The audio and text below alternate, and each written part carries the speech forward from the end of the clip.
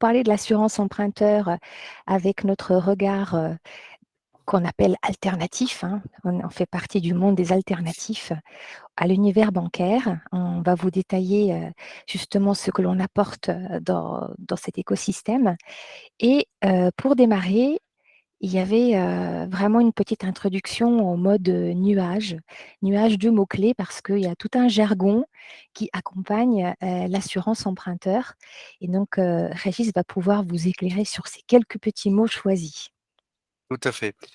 Donc, bonjour à tous, à toutes et à tous. Alors moi, je suis Régis Blot, donc je suis en charge du support commercial chez Digital Insure depuis, le début de l'aventure, c'est-à-dire 2013-2014, voilà. Donc je suis ravi de passer, on est ravi de passer 1 heure avec vous aujourd'hui et donc on va aborder, les points clés sur l'assurance emprunteur. Alors quand on parle d'assurance emprunteur, vous entendez souvent le jargon, suivant: assurance emprunteur, assurance de prêt, on parle de contrat groupe également. On y reviendra à cette notion de contrat groupe.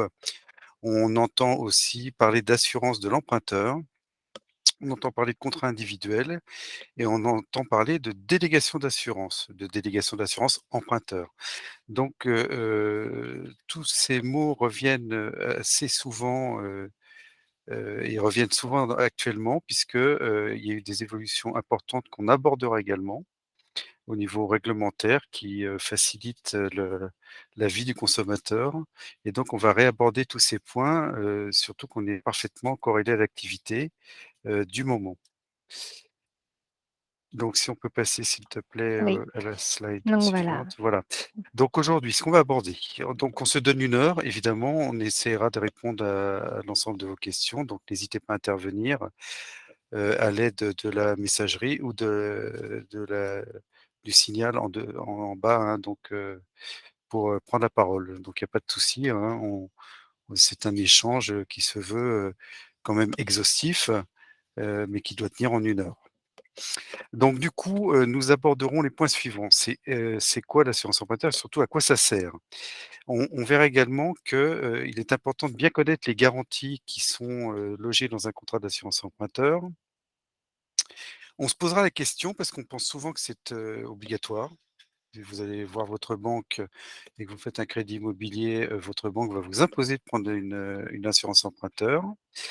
Elle va vous proposer son contrat, donc son contrat groupe, mais il y a aussi d'autres solutions et l'évolution réglementaire le sens de l'histoire, c'est plutôt de donner à l'emprunteur le choix sur l'assurance qu'il veut prendre pour se couvrir. On y reviendra également. On va, détailler également, c'est un point très intéressant, on va détailler, le calcul du coût d'une délégation d'assurance emprunteur. Combien ça coûte et qu'est-ce qu'on paye quand on prend une délégation d'assurance emprunteur? On reviendra donc sur les évolutions réglementaires dont la dernière date du 1er juin, donc vous voyez qu'on est vraiment, collé à l'actualité du moment.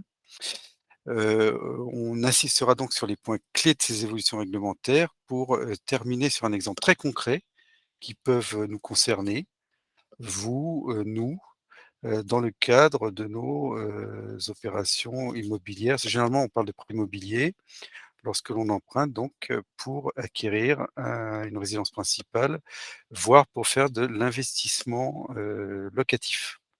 Voilà, donc ça c'est le programme du jour et donc nous Magnifique. allons tout de suite aborder, le 1er point, Ah oui. c'est, à quoi sert l'assurance emprunteur? Donc, l'assurance emprunteur, ce qu'on peut retenir, c'est qu'elle a pour objet de couvrir l'assuré dans le cadre de son prêt vis-à-vis de sa banque. Vous souhaitez, emprunter pour acquérir un appartement, une maison, généralement. Vous allez voir très naturellement votre banque qui va, vous proposer évidemment le crédit, avec, des conditions d'emprunt, un montant, un taux, une durée et cetera. Elle va calculer votre capacité de remboursement, mais elle va exiger à cette occasion, exiger, hein, c'est d'ailleurs tout est prévu dans l'offre de prêt, hein, de vous couvrir contre des risques. Alors c'est pas du tout le risque de non-paiement des échéances du fait d'un défaut de solvabilité. hein. Quand on parle d'assurance emprunteur, c'est de pour vous couvrir contre des risques précis que sont le risque de décès. Si malheureusement, vous décédez, évidemment, ça va poser un problème à la banque pour obtenir le remboursement du prêt. Ça va également, l'assurance emprunteur va, couvrir ce qu'on appelle la PTIA. Hein, c'est un terme un peu barbare, mais c'est la perte totale et irréversible d'autonomie. Donc tout est dit dans ces mots-là, hein. La perte totale et irréversible, ça veut dire que vous ne reviendrez jamais malheureusement à une situation de santé, initiale où vous êtes tout à fait mobile, capable, et cetera. C'est malheureusement ce qu'on a, au niveau de la sécurité sociale, la catégorie 3, c'est assimilé pour les assureurs.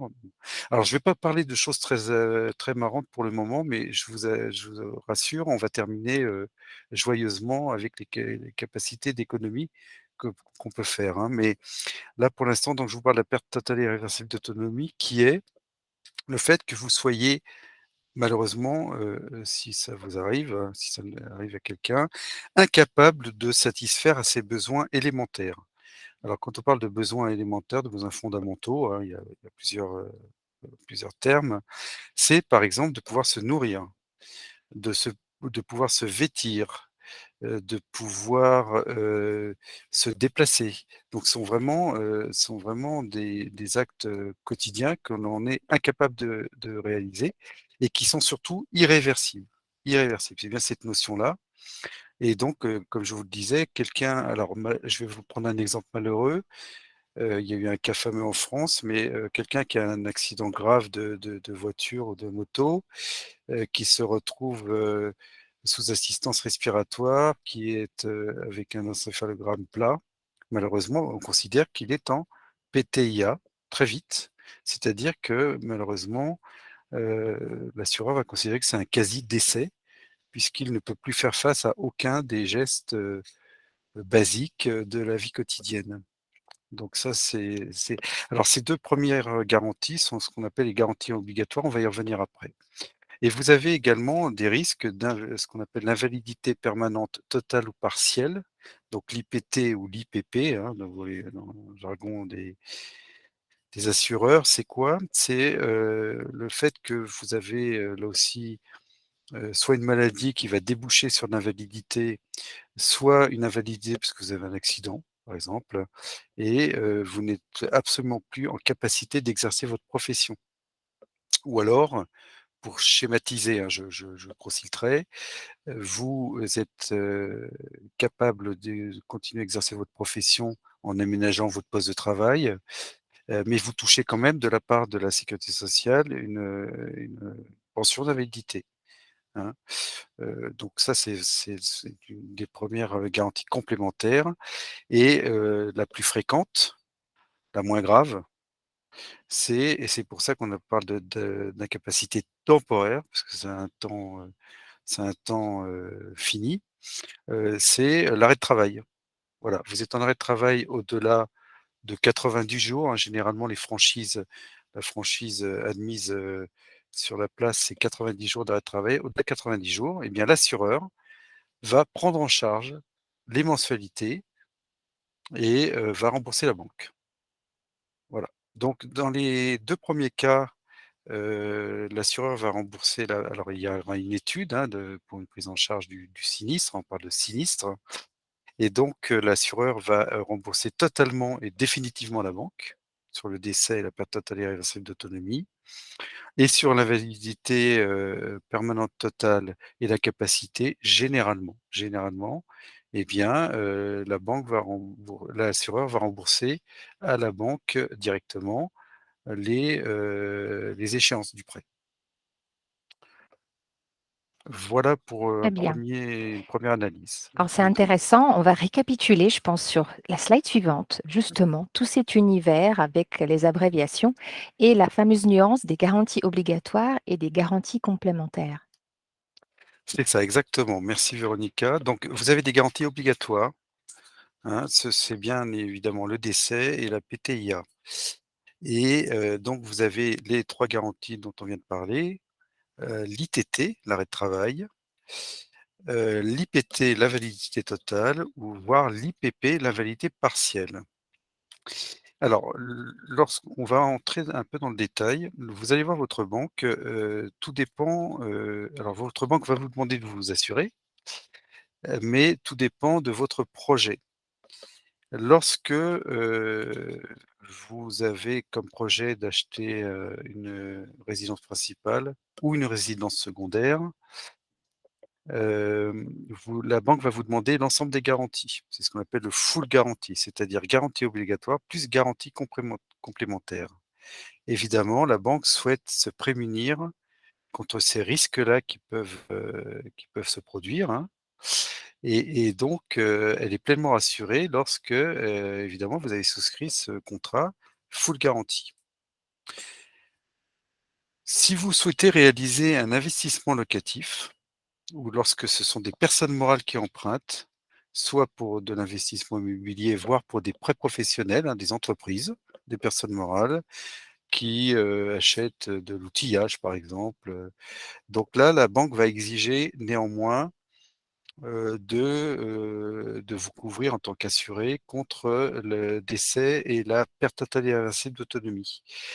Pourquoi la banque n'exige pas les garanties complémentaires lorsque, il s'agit d'un investissement locatif ou d'un prêt professionnel réalisé donc par une personne morale? Eh bien, pour la bonne et simple raison qu'à juste titre d'ailleurs, la banque va considérer que si vous faites un investissement locatif au travers d'un prêt, hein, et puis après vous louez le bien, eh bien vous allez avoir des revenus. Donc c'est de nature, donc la banque est en quelque sorte rassurée. Elle se dit que même si malheureusement il vous arrive, si vous avez un arrêt de travail de longue durée, qui peut durer 1 an, vous avez quand même le loyer de cet investissement, qui couvre, peu ou prou l'échéance. Et en plus, lorsque vous réalisez de l'investissement locatif, la plupart du temps, dans l'immense majorité des cas, c'est que vous êtes déjà, propriétaire de votre bien immobilier. Donc elle considère que vous avez déjà une assise de revenus qui est largement suffisante pour, pour vous permettre de rembourser votre crédit, hein. Donc on voit bien que tout dépend du projet que vous avez. D'ailleurs, c'est la première question qu'on pose à nos clients, directs, hein, lorsqu'ils, nous sollicitent en direct, par conséquent pour une assurance emprunteur. On va leur demander quel est leur projet. Ça, c'est la première chose. Investissement locatif, nous proposerons donc du décès et de la PTIA, comme la banque. Et si c'est de la résidence principale, voire de la résidence secondaire, à ce moment-là, évidemment, on partira tout de suite sur toutes les garanties puisque les banques exigent toutes les garanties. Parfait, Voilà Régis. pour ce Mmh. point. Ouais, c'était très clair. Je pense que si vous avez des questions, n'hésitez pas en cours de route, vous pouvez lever la main.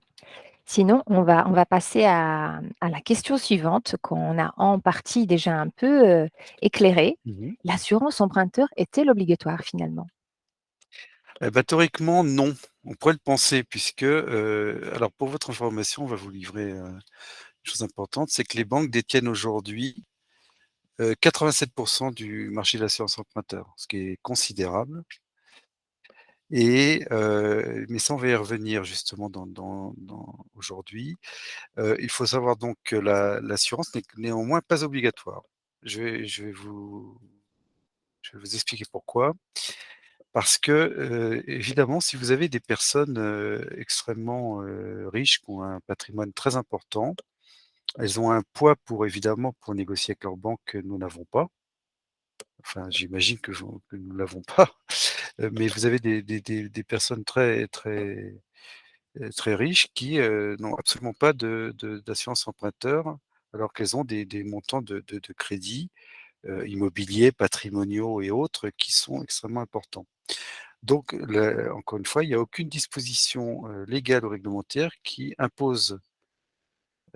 vous impose obligatoirement de vous assurer. Mais néanmoins, les banques exigent cette assurance, encore une fois, C'est une condition, c'est une clause, hein, dans leur contrat de prêt, dans leurs opérations de prêt. Elles exigent néanmoins l'assurance pour les problèmes qu'on a évoqués, pour, couvrir les risques qu'on vient de voir. Mais en théorie, ça c'est un mythe, hein, il n'est pas obligatoire de s'assurer quand on fait un emprunt. Mais c'est par contre évidemment fortement conseillé, puisque, si vous n'êtes pas assuré, bien évidemment, un crédit qui est exigible pour la banque. Si vous avez un problème, si vous ne pouvez pas payer vos mensualités et que vous n'êtes pas assuré, évidemment, ça peut très vite devenir problématique. Alors ce qui est très important par contre, c'est une évolu ce sont des évolutions, réglementaires qui ont commencé, on le verra juste après, il y a une dizaine, une vingtaine d'années, hein, il y a pas avant, et même une dizaine d'années, donc c'est un phénomène récent.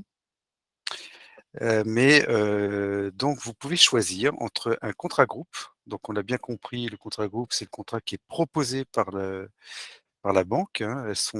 Toutes les banques sont adossées à des grands groupes d'assurance, voire sont en partenariat, avec des assureurs. Donc la banque va systématiquement va vous proposer leur contrat, donc on parle de contrat groupe. Mais, il y a de nombreux intervenants, dont nous sommes, qui peuvent vous proposer ce qu'on appelle des contrats individuels ou autrement dit une délégation d'assurance, proposée donc par un assureur externe.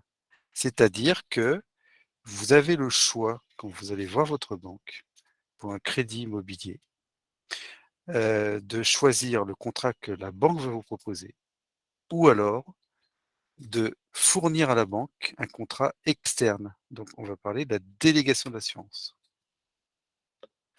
Alors là, c'est très intéressant. On va rentrer un peu dans le détail qui les différencie, justement. Alors vas-y Régis, fais-nous un petit éclairage là-dessus. Alors, bien volontiers. Donc contrat groupe ou contrat individuel, quelle différence? Ah donc le contrat groupe, c'est le contrat qui est proposé par le banque, hein, par la banque, on vient de le dire, mais ce sont des contrats qui mutualisent les risques entre les assurés. C'est-à-dire que alors là aussi, c'est on force un peu le trait, hein, mais c'est quand même c'est quand même très vrai, hein, c'est inhérent au contrat groupe. C'est-à-dire que les assureurs considèrent que les clients ont peu ou prou le même profil de risque. Il y a une mutualisation. C'est le principe de mutualisation qui est un principe extrêmement important en assurance où en gros, tout le monde cotise dans un pot commun, d'accord? Et donc ce sont des contrats qui sont, assez chers puisque tout le monde cotise et par conséquent, que vous soyez là aussi je prends un exemple, un peu caricatural, que vous soyez jeune, en bonne santé, sans aucun problème de santé, que vous n'ayez pas de déplacement à risque, par exemple avec un véhicule, vous n'êtes pas chauffeur-livreur, ou que sais-je encore, eh bien, vous allez quand même payer très cher puisque vous allez payer, pour des personnes qui seraient malheureusement, en moins bonne santé, avec un profil plus à risque. Voilà. Donc vous payez au pot commun, mais globalement, on va le voir après, vous payez quand même très cher. Mais c'est le principe de mutualisation. Tout le monde paye très cher. Et vous avez le contrat individuel ou la délégation d'assurance, hein, c'est exactement la même chose. Eh bien, le contrat individuel, c'est que c'est un contrat sur mesure. C'est-à-dire qu'on va tenir compte de votre situation à vous, votre situation de santé, hors client Lemoine. On va revenir, après à sur la loi Lemoine, hein, elle est en cours depuis le 1er juin, hein, donc ça fait 8 jours maintenant. Et donc du coup, là, on va, pour vous proposer un contrat individuel, ben, on va vous poser beaucoup de questions sur votre situation de santé, hors Lemoine, et sur vos habitudes de vie. On va vous poser, par exemple, le fait de savoir si vous êtes fumeur ou non. Parce que bien évidemment, vous l'avez deviné, un client qui fume depuis 30 ans, qui ne fait pas de sport, qui, est en surpoids, va malheureusement, c'est statistique, hein, il n'y a pas de jugement évidemment de valeur, il n'y a pas de discrimination, mais va malheureusement, statistiquement ça se vérifie, depuis qu'il y a des statistiques en la matière, présenter des risques bien plus importants qu'un jeune en bonne santé, d'avoir un accident cardiaque par exemple ou, des problèmes de tension artérielle ou de diabète par exemple. Voilà. Donc le contrat individuel, c'est vraiment le contrat sur mesure où lorsque vous allez, faire ce trouver cette assurance, eh bien, cette assurance va être vraiment très ciblée, très calibrée sur votre situation. Donc il y a moins le principe de mutualisation. Il y a quand même un principe de mutualisation, mais qui est fortement réduit par rapport aux contrats groupes des banques qui sont alors eux, pour le coup, vraiment, mutualisés où vous, comme, je le disais tout à l'heure, vous payez quand même, vous cotisez très cher puisque vous versez dans un pot commun, alors que le contrat individuel, vous allez payer pour vous-même, pas pour les autres. Exactement, et justement, ça nous permet de pousser un peu plus loin et de voir comment se fait ce fameux calcul. Alors le coût d'une assurance, donc d'une assurance emprunteur, un contrat individuel, hein, donc un contrat, une délégation d'assurance. Donc là, je laisse de côté les contrats des banques, hein, qui sont parfois peuvent poser un peu des questions, mais généralement, encore une fois, elles vont pas autant dans le détail, bien évidemment, pour calculer le prix de l'assurance. Donc on va vous demander votre âge, évidemment, parce que vous représentez, on l'a bien compris et on représente tous, plus on prend de l'âge, un risque de développer une pathologie ou d'avoir malheureusement un arrêt de travail parce que la santé se dégrade. C'est pas obligatoire, mais c'est statistique qu'une personne, évidemment, plus elle avance en âge, plus elle a des risques liés à sa santé. Je ne veux pas aller plus loin dans l'explication.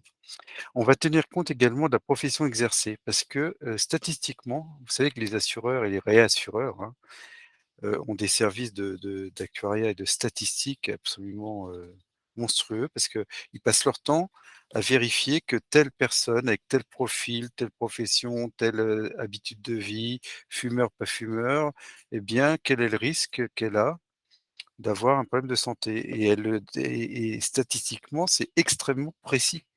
Ce qui est frappant dans les statistiques des assureurs, de tous les assureurs et de tous les rassureurs, c'est d'avoir pu, parce que ça fait des dizaines d'années qu'ils font tourner comme ça leurs études, leurs algorithmes, eh bien, ils peuvent déterminer très précisément, en fonction de la personne, ce qui, peut se produire, ce qui risque de se produire à telle ou telle échéance. Donc du coup, ce que l'on va demander, nous, lorsqu'on va proposer une délégation d'assurance, évidemment, on va tenir compte de l'âge mais également de la profession exercée et on sait très bien qu'un cadre, non fumeur, qui travaille donc dans des bureaux sans exposition à des machines-outils, qui travaille pas sur un site dangereux du type centrale nucléaire, ou centrale avec des produits chimiques et cetera, ou sur des produits dangereux, évidemment a beaucoup moins de risques qu'une personne qui travaille sur un site dangereux ou qui travaille, en hauteur, par exemple. Les personnes qui exercent la profession de grutier sont des professions dangereuses. Les personnes qui travaillent sur l'échafaudage, évidemment, les charpentiers et autres, les couvreurs, hein, et Dieu sait si on en a besoin aujourd'hui de couvreurs, hein, eh bien, vont avoir une profession qui est bien plus à risque qu'une personne qui travaille dans un bureau. Voilà. Bon, évidemment, fumeurs, non-fumeurs, là, je vous fais pas de dessin. Les sports à risque aussi. En assurance emprunteur, on peut, ou non couvrir ce qu'on considère des sports à risque. Alors les sports à risque, c'est quoi? C'est, tous les sports, maritimes, les sports nautiques, les sports aériens, les sports de voltige, les sports nautiques, là je vais y revenir, par exemple, quelqu'un qui fait du kitesurf, c'est, ou c'est plus de la planche à voile aujourd'hui, mais ce qu'on appelle le kitesurf, on est sur planche avec un petit parachute, enfin une sorte de voile, et bien ça, il y a énormément de sinistres là-dessus. Les gens se blessent beaucoup. Pareil sur le ski hors piste, vous avez beaucoup de gens qui font malheureusement, ils le déclarent d'ailleurs, hein. Ski hors piste, évidemment ça c'est très risqué. Déjà que le ski est quand même un petit peu risqué. Et bien voilà, donc du coup, on va demander également quelles sont les pratiques sportives ou pas. On va évidemment tenir compte des caractéristiques de l'emprunt. Du prêt, hein. Plus le montant est important, évidemment, plus les capitaux assurés, sont importants, donc plus ça coûte cher. La durée, évidemment, plus on assure longtemps, là aussi ça a un impact sur le prix et puis le taux du crédit. Le taux et ça je vais y revenir aussi, c'est un point très important lorsque vous négociez avec votre banque, c'est de bien savoir de quel taux on parle. Parce qu'il y a beaucoup d'informations sur les documents et c'est parfois très compliqué de s'y retrouver entre un taux proportionnel, un taux hors assurance, un TEG bancaire, un TAEG, un TAEA, j'en passe et des meilleurs, donc on va, si ça vous intéresse, revenir là-dessus. Et puis également, évidemment, dans le coût d'une assurance, il y a les marges du courtier, les marges de l'assureur et les marges du réassureur. Un petit détail là-dessus, les assureurs, ont obligation eux-mêmes, c'est obligatoire, hein, c'est pour l'équilibre du système, d'assurance et du système financier dans son ensemble. Les assureurs ont obligation de se réassurer.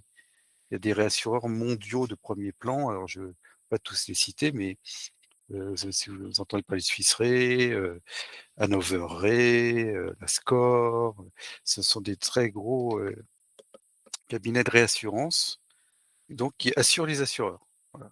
Alors après, il y a plus il y a plus rien, hein, mais il y a quand même, ce qui fait la solidité du système, financier et du système d'assurance, c'est bien le fait qu'il y ait un assureur et un rassureur.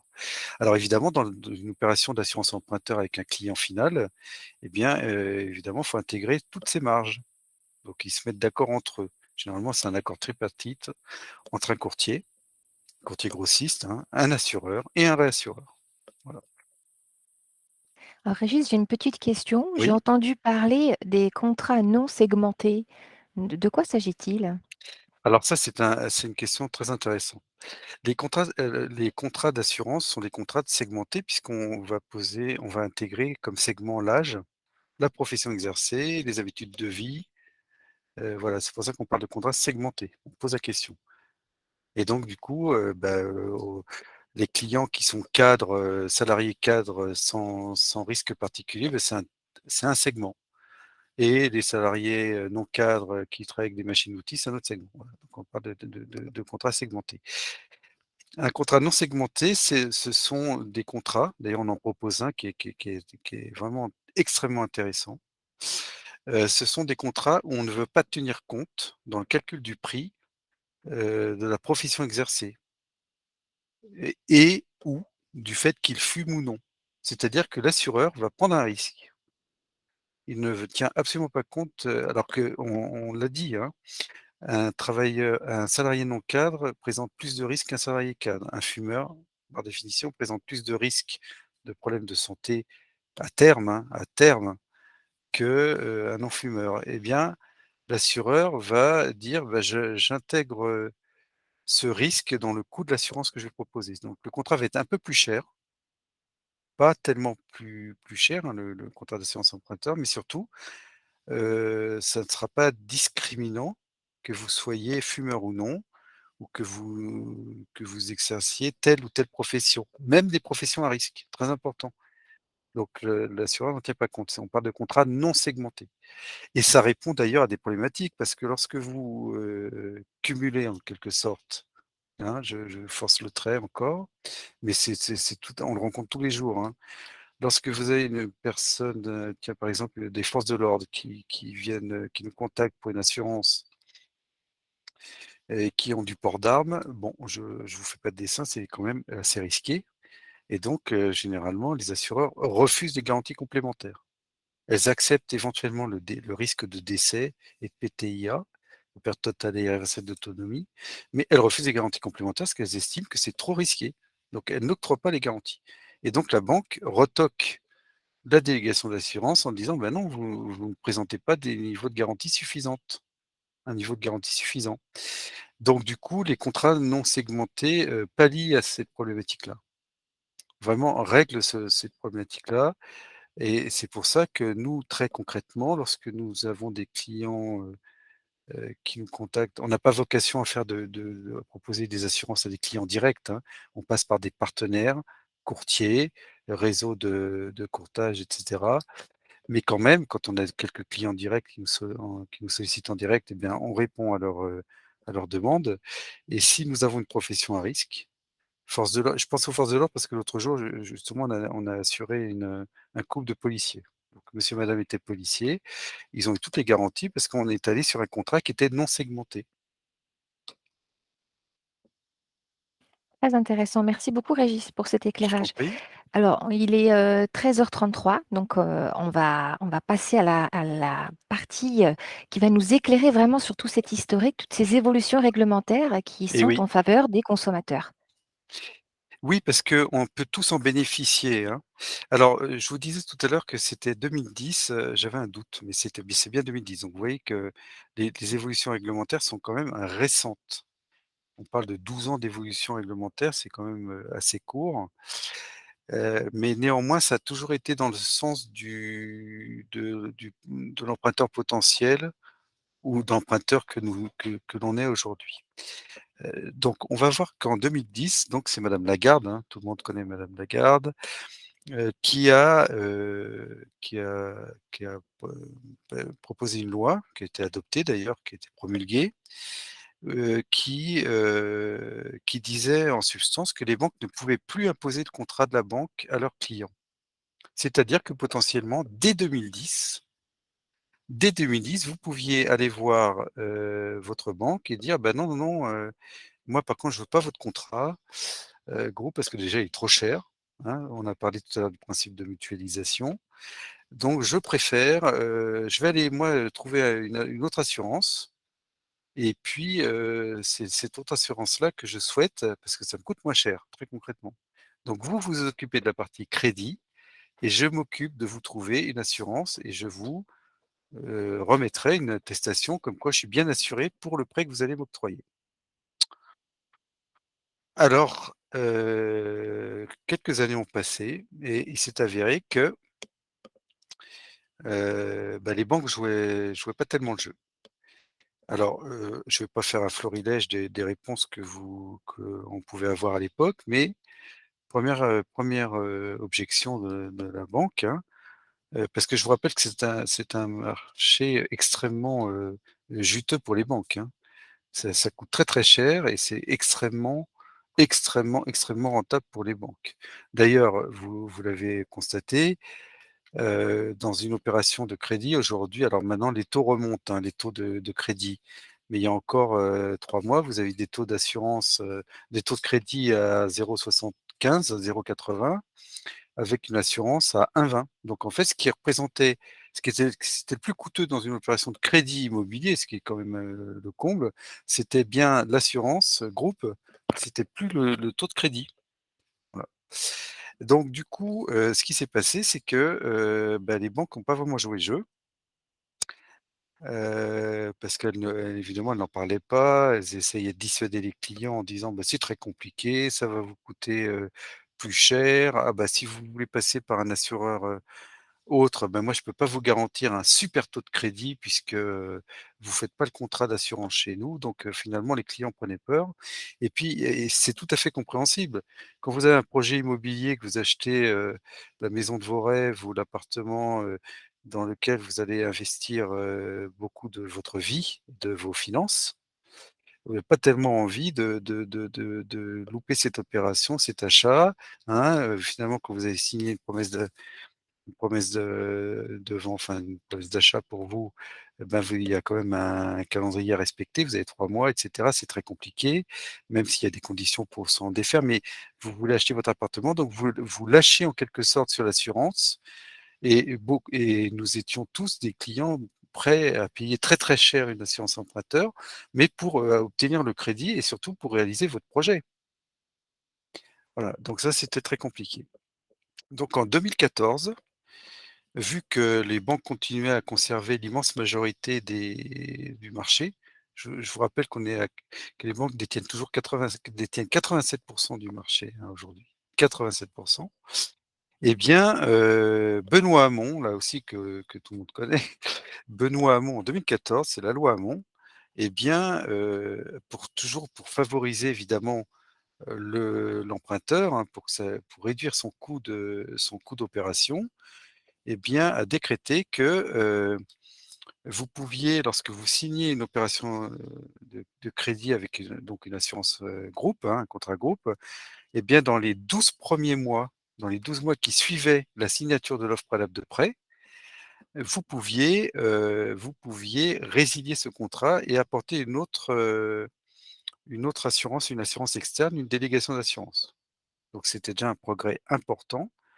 Vous aviez 12 mois, hein, donc si on reprend un calendrier rapidement, vous signez votre opération avec votre banque, vous souscrivez le contrat groupe très cher à la banque, mais dès l'instant où les fonds sont débloqués, hein, faut être prudent avec les banques, eh bien vous aviez 1 an à partir de la signature donc de l'offre de prêt immobilier pour changer d'assurance. Donc ça, c'est vraiment un gros progrès. Mais qu'est-ce qui s'est passé? C'est que dès la promulgation de la loi, qu'est-ce qui s'est passé? Bah, c'est que les banques ont refusé quand même ces délégations en disant: «Ah ben non, ça va pas, le contrat ne va pas parce que vous ne présentez pas, il est différent le contrat que vous me proposez, externe, hein, donc la délégation que vous me proposez, c'est pas la même, c'est pas les mêmes garanties, là sur, alors après, elle jouait sur les mots, elle jouait sur les mots et cetera, donc c'était impossible finalement de changer d'assurance dans la pratique. Donc qu'est-ce qu'a fait le législateur en 2015? Hein, c'est le CCSF, c'est le comité consultatif du secteur financier. Le CCSF a dit: «Bah, c'est très bien, les banques, vous allez publier, hein, donc c'est public, c'est publié officiellement les 11 critères de garantie et d'exigence de couverture que vous voulez dans le cadre de vos opérations de crédit immobilier». Donc si vous tapez par exemple, critères CCSF, au hasard LCL ou critères CCSF Société Générale ou BNP, et ben c'est vous trouvez ça assez facilement sur internet, et les banques ont donc publié les garanties qu'elles exigeaient. Donc je veux que le contrat, si c'est une assurance externe, bien qu'en matière de décès, bah, ce soit jusqu'à tel âge, que le risque est couvert.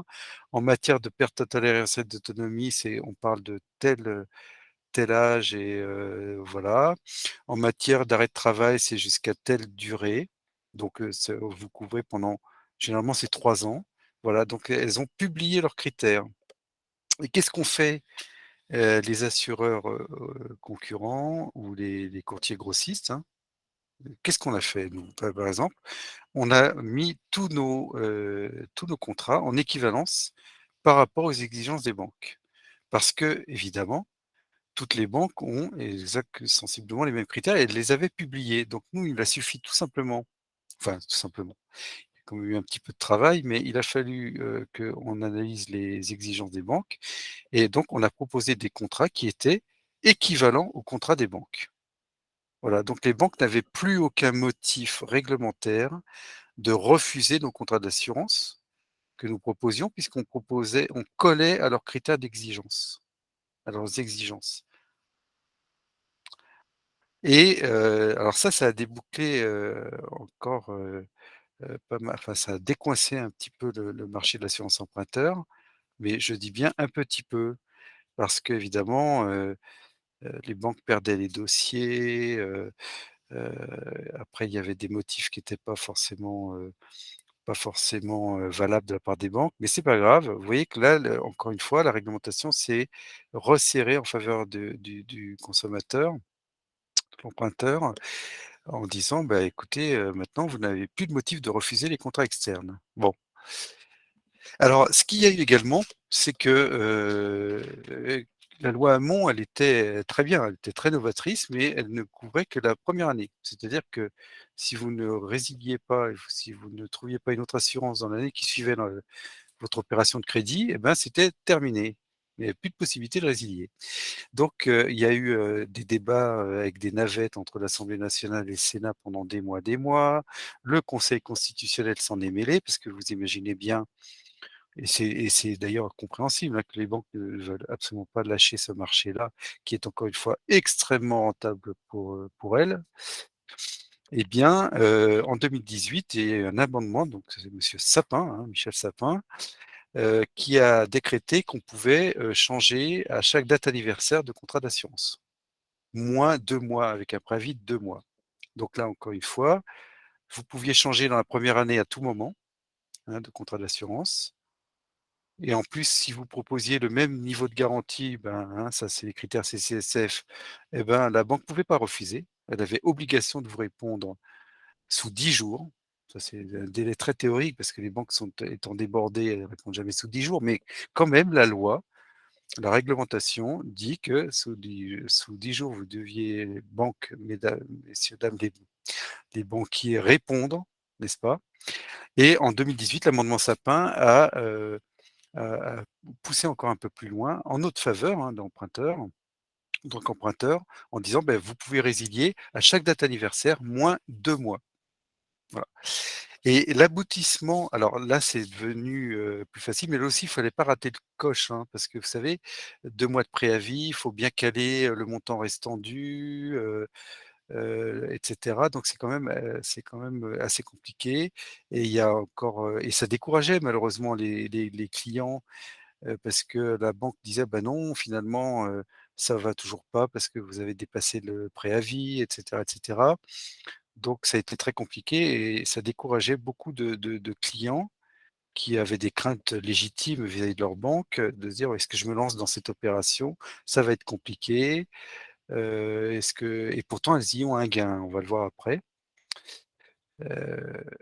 Voilà, donc du coup, c'était pas encore, complètement abouti. Je passe un peu de temps là-dessus parce que c'est vraiment, très important de bien avoir toutes ces évolutions en tête. Et vous avez donc la loi Lemoine, donc elle a été, promulguée et elle est en vigueur depuis le 1er juin de cette année, qui est évidemment, c'est l'aboutissement, hein, de tout ça, c'est la résiliation infra-annuelle. C'est-à-dire que vous pouvez résilier à tout moment,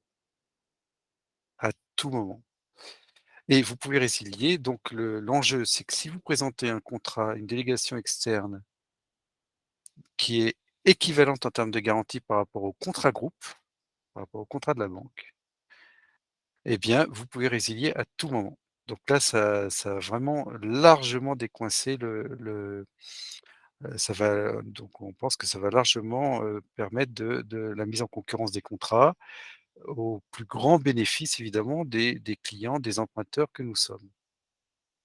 Alors, petit détail aussi de la loi Lemoine, il y a un point très important, c'est que, en sélection médicale, pour des prêts immobiliers, inférieurs à tout en cours confondus, tous en cours confondus, de moins de 200 000 € pour un emprunteur, moins de 200 000 €, avec la dernière échéance du crédit qui est avant 60 ans, eh bien, vous n'avez pas de sélection médicale. C'est-à-dire on ne va rien vous demander concernant votre situation de santé.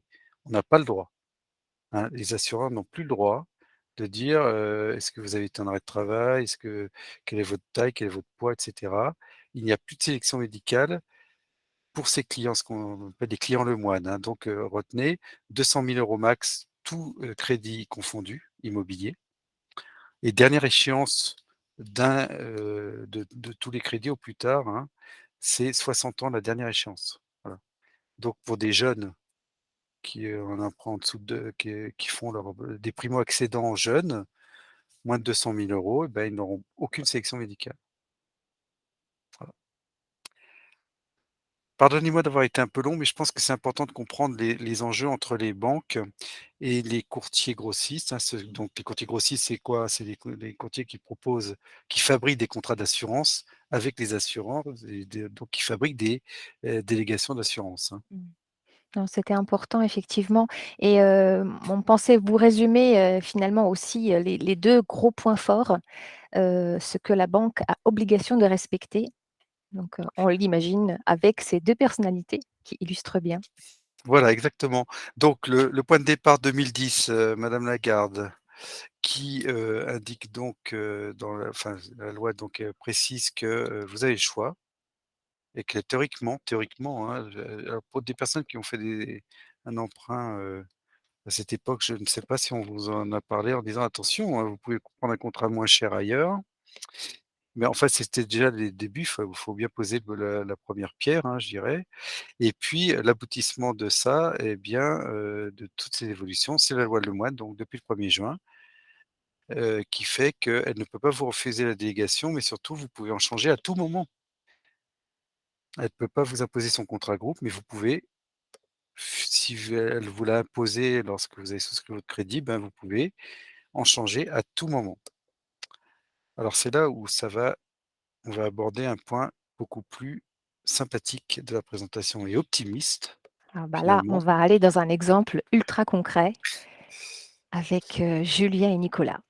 Ah, Alors là, les exemples qu'on a choisis, alors on rencontre vraiment, quasiment tous les jours. Donc nous avons, Julia, honneur aux femmes, donc 35 ans, qui est fonctionnaire de police. Donc je vous ai dit tout à l'heure que les fonctionnaires de police on considère que ce sont des professions à risque et nous avons, nous, un contrat qui répond parfaitement à ces segments-là puisque, on a des contrats qui sont non segmentés, donc qui couvrent également en garantie complémentaire des professions à risque. Et nous avons, son conjoint Nicolas, 40 ans, qui est commerçant artisan caviste, avec des belles bouteilles derrière. Je ne sais pas si c'est très bien d'avoir mis de mettre en avant comme ça des bouteilles de vin, Véronique, la réflexion. c'est Bon, bon. parce que, chez Digital Insure, Ah oui? il y a le plaisir qui fait partie des Ah oui, valeurs, c'est juste. l'expertise, hein, aussi et l'humain, voilà Voilà, et c'est la vrai, tech c'est aussi exact. évidemment derrière qui nous aide. Donc, Julie et Nicolas. Donc premier exemple, Julie et Nicolas ont un projet immobilier pour acheter un appartement à Caen. Alors à 500 000 €, c'est un très, très bel appartement. Je ne sais pas si vous connaissez Caen, certains d'entre vous, mais je peux vous dire que c'est un très, très bel appartement. Donc ils vont voir leur banquier pour, obtenir un prêt. Donc ce sont des né ils connaissent pas, c'est normal, hein, ils ont besoin de conseils. Donc, Julie et Nicolas, première possibilité, bah, ils ont choisi le contrat groupe de leur banque. Alors évidemment dans les a et c'est pas totalement faux. C'est que la banque leur indique: «Bah, écoutez, si vous optez pour le contrat qu'on vous propose, ben, en plus, ça va être 10 fois plus simple puisque vous faites le package chez nous. Donc on s'occupe de tout, et puis en plus, vous allez obtenir un bien meilleur taux de crédit». Alors quand on parle de taux de crédit, ah oui, petit détail structurant, taux de crédit, c'est le taux, hors assurance, d'accord? Donc eux, ils vous parlent de taux hors assurance. Donc du coup, on se focalise là-dessus. On dit: «Ah bah non, non, moi je veux un taux assurance», on va en parler après d'assurance, mais taux assurance, là vous proposez alors aujourd'hui c'est on va dire du 1,30. Faites un petit effort, on est quand même des bons clients, on emprunte à 2, on a déjà des contrats, de multirisque habitation chez vous, on a un contrat, je ne sais pas quoi, donc faites un effort. Bien évidemment, oui, oui, d'accord, au lieu de vous faire du 1,30, ben, je suis bien intervenu auprès de mon comité crédit. Vous savez, je me suis battu pour vous, hein, j'ai obtenu du 1,20 sur 500 000 €, ça représente quand même une somme, hein. Voilà, donc les clients sont très contents. Julia et Ju c'est Julie et Nicolas, je crois. Julia et Nicolas, pardon. Julia et Nicolas sont très contents. Voilà, mais attention, attention, lorsque c'est petite astuce, messieurs, dames, quand vous, parlez de taux de crédit avec un banquier, alors j'ai été banquier moi-même, hein, donc c'est pour ça que je vous dis ça. F Intéressez-vous également à tout ce qui est frais de prise de garantie, frais de dossier et cetera et lorsqu'on intègre tous ces frais annexes, mais qui sont extrêmement importants, vous allez obtenir ce qu'on appelle un TEG, un taux effectif global. Donc lorsque vous souhaitez négocier avec votre banque ou avec plusieurs banques, hein, eh bien, attachez-vous bien à, vérifier, de quel taux on parle. Le taux hors assurance, c'est important qu'il soit le plus bas possible, mais également les frais de prise de garantie, les frais de traitement, les frais de dossier, les frais annexes. Parce que parfois, on peut vous proposer un excellent taux hors assurance, mais avec des frais très élevés, ce qui fait que finalement, vous avez un TEG bancaire. Le TEG bancaire, c'est donc encore une fois le taux hors assurance plus les frais, bah, vous allez avoir finalement un TEG bancaire qui est assez élevé, voire élevé et attention parce que à ça va se rajouter le taux de l'assurance, hein, donc il faut être vraiment vigilant là-dessus. Deuxième possibilité, donc Julia et Nicolas pleinement informés des magnifiques possibilités aujourd'hui, en matière d'assurance emprunteur et beh, ils vont, d'entrée de jeu opter pour une délégation externe. Donc s'ils optent pour ce contrat individuel, bah, ils vont bénéficier d'un meilleur tarif puisque nous, on va calquer la tarification sur leur situation de santé, hors client lemoine, leur, profession, leur habitude de vie, le fait qu'ils fument ou non. Donc on va proposer, je vous garantis, c'est statistique, on va vous le montrer après. On va leur proposer un contrat qui est moins cher, beaucoup moins cher. Puisqu'encore une fois, on va faire une étude par rapport à leur situation à eux. Mais d'ailleurs, si je devrais vous dire aussi que si les clients sont en moins bonne santé et qu'ils sont fumeurs et qu'ils ont des sports à risque, qui pratiquent des sports à risque, on va quand même leur proposer des solutions qui sont très, très, très bien disantes, très, très, très intéressantes pour eux, hein, puisque vraiment on fait une étude sur mesure. Et les garanties proposées, hein, souvenez-vous des critères CCSF, et bien évidemment, nous on a étudié nos contrats, comme nos confrères concurrents d'ailleurs, et on va proposer des contrats qui sont strictement équivalents en termes d'exigence de garantie, en termes de garantie par rapport au contrat groupe de la banque. Strictement équivalent. Donc la banque ne pourra jamais retoquer un de nos contrats en disant: «Ah, vous n'avez pas la même garantie que notre contrat, groupe». Parce que là, sinon, on serait bien embêté. Et les clients aussi, bien évidemment. Voilà, vous voyez qu'il y a 2 approches possibles. Alors si on va, 1re possibilité, donc là, c'est lorsque vous faites l'opération immobilière. Mais attention, la banque peut, les discussions avec la banque peuvent se tendre. Ça peut être plus compliqué si d'entrée de jeu, vous leur dites: «Attention, moi je prends une délégation externe». Alors la banque évidemment, il faut bien qu'elle marge également, donc elle va vous proposer probablement un crédit qui est un peu moins intéressant en termes de TEG bancaire, en termes de frais donc, en termes de taux rassurance, ça sera peut-être moins avantageux, ça sera peut-être un peu plus compliqué à mettre en place. Voilà, donc il faut faire attention. Mais aujourd'hui, depuis la loi Lemoine, vous pouvez changer d'assurance à tout moment. Alors si vous avez aujourd'hui, un crédit immobilier assuré par un contrat groupe, eh bien, si vous allez voir votre banque pour le renégocier, bah, votre banque évidemment, elle va essayer de vous en dissuader, hein, puisque elle perdrait le contrat d'assurance, la partie contrat d'assurance sur votre opération immobilière.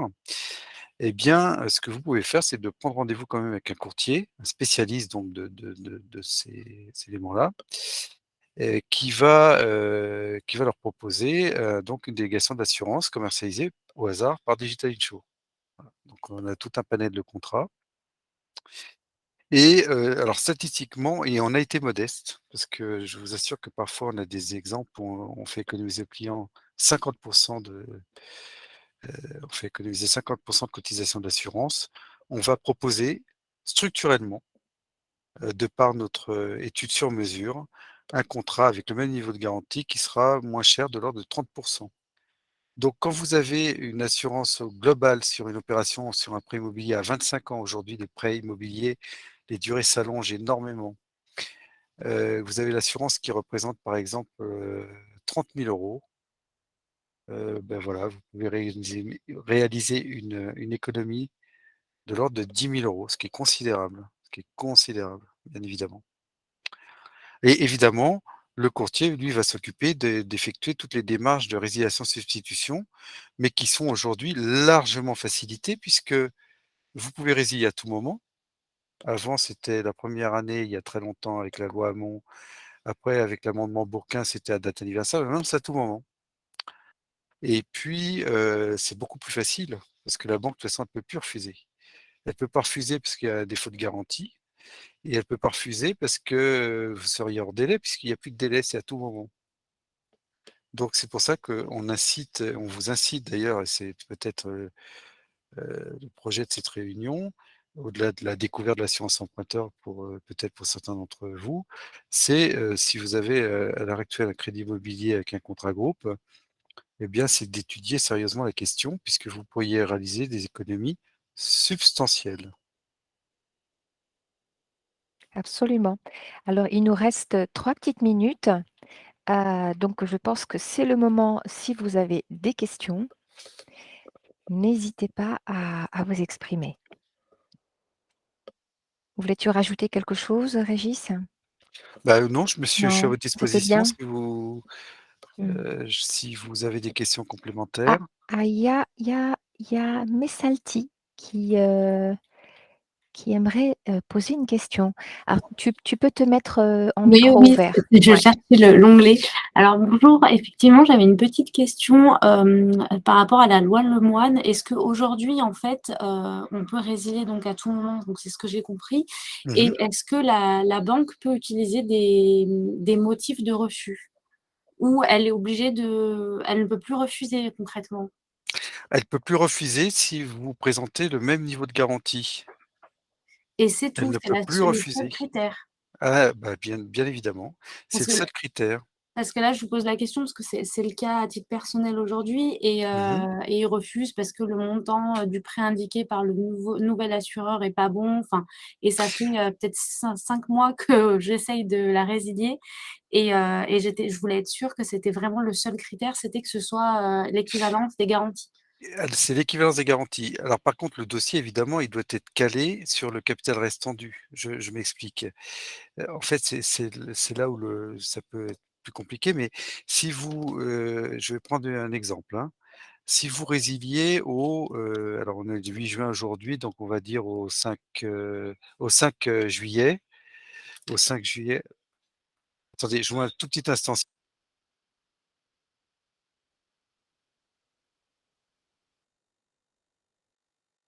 Excusez-moi.